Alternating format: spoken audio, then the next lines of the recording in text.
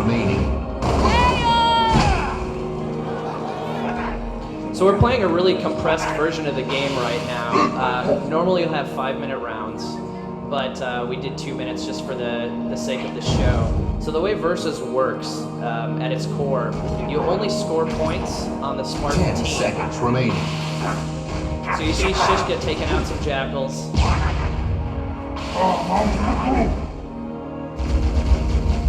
We'll show these cowards mercy. We will not make that mistake again. So the round just ended. The cool thing that happens now. Damn it, Shishka.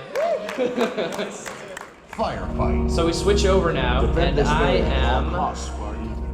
I'm a Spartan now. So we do the same thing. I have the same amount of time. Set start. I get to fight against Shishka, and we're gonna reveal one more new thing.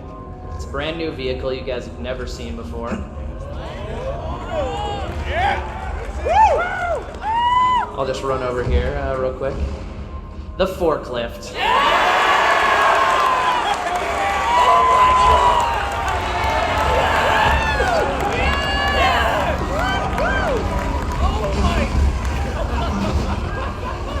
Hold on. Quiet.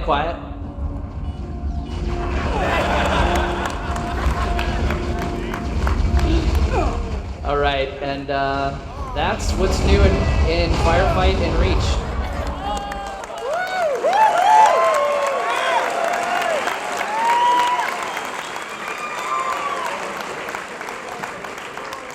So Versus mode is going to be playable on the show floor starting, I guess, tomorrow? Tomorrow. So you guys, if you've played Firefight already, you should come back. We're going to have Courtyard on display. We're going to have Versus mode on display. It'll be 2v2. It's going to be awesome. What? Oh yeah, I'm going to show you guys something really cool now. The PGCR in Reach. So you saw some of this in the beta, but we really went above and beyond this time, showing you every individual enemy that you've killed, and then when you go in, we're actually going to show you all your medals, your biggest kill, kind of like some of the stuff from ODST, but basically times 5. So it's pretty crazy. So I think at this point, what I'm going to do is switch over to Shishka. And Brian's going to do a little introduction. Thank you.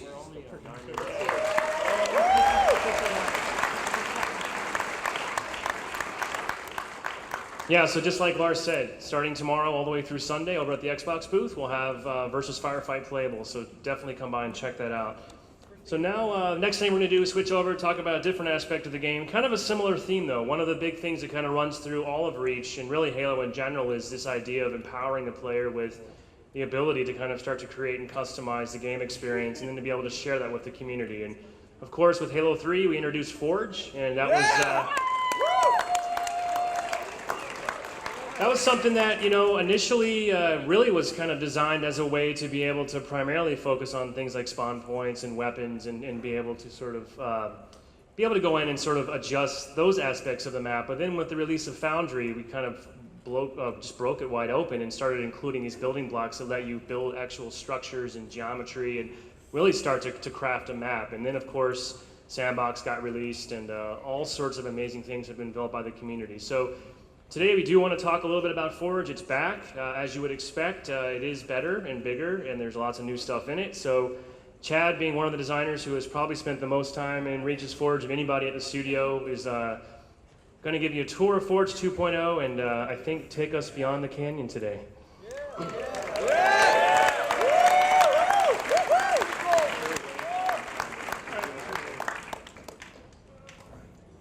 Hi. Hi. Nice. Oh. Oh my God. You like that? All right, Brian mentioned this a bit earlier, but a couple weeks ago, our friends at Red vs. Blue released a video on Bungie Day. They announced the return of an old friend, Blood Gulch.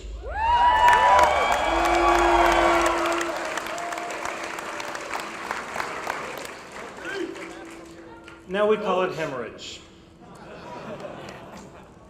And so I'm going to do a couple things at once, actually. I'm going to show you guys the latest iteration of Blood Gulch, and at the same time, I'm also going to take a look at Forge. And David Allen here is going to assist.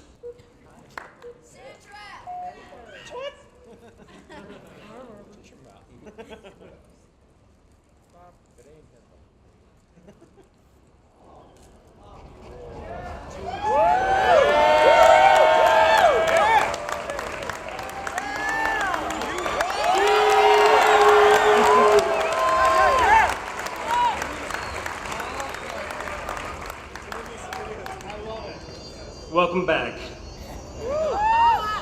Alright, so immediately, I'm in Forge right now. As you can see, I'm in monitor mode, just like in Halo 3. Through monitor mode, I am able to edit and manipulate objects that were placed in Forge. In this case, that's actually most of the map. To demonstrate, well, here is the initial spawns for the blue team. You can tell because they're little Spartans. And we actually color them for teams. So if I actually wanted this guy to be red, or green, or orange, or purple, you get the idea. Just how forgeable is the map? Well,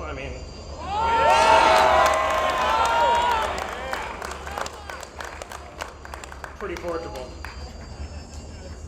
You'll see you'll notice that these guys, this is definitely blue base, but as with the spawns, I can go in and I can change the color, and now it's green base. So, and then you'll notice a couple new Forge items around the map. For example, this guy right here. As soon as I go over him, you see that large green field. A lot of people are going to be wondering, in a situation like this map where you might not want somebody to go up onto the cliffs or wander around, how do you keep people from wandering off? These objects, they're called safe volumes, and they have a brother called the kill volume. And what these do is, as long as you're inside them, you're alive. As soon as you step out, you'll see the return to battlefield warning, and you have 10 seconds left to return, or the game kills you. Now, go ahead and bring the Falcon in, and I'll take everyone for a little flight through Hemorrhage.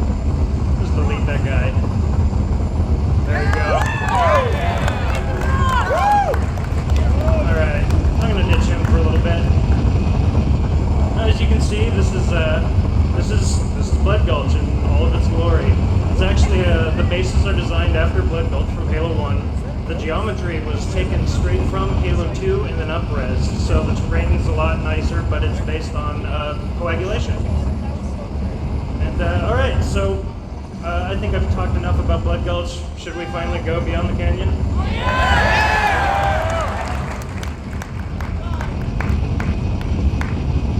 So what is beyond the canyon? The majority of the map.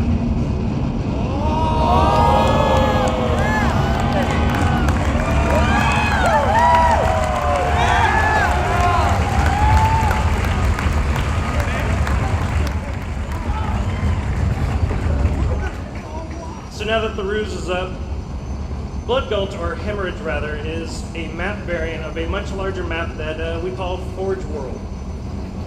Forge World is a series of unique spaces, some of which based on previous maps, some of them brand new to Halo, that we designed specifically for users to work within Forge. Right in front of me you are seeing what we call the island. I assume you can tell why. The island is a rather large, great for like 16-player games style map. It's kind of bent so you can play like Sidewinder style map setups. You see David Allen down there driving around. Just for a sense of scale, how far away I am from the actual island there. That's a Warthog.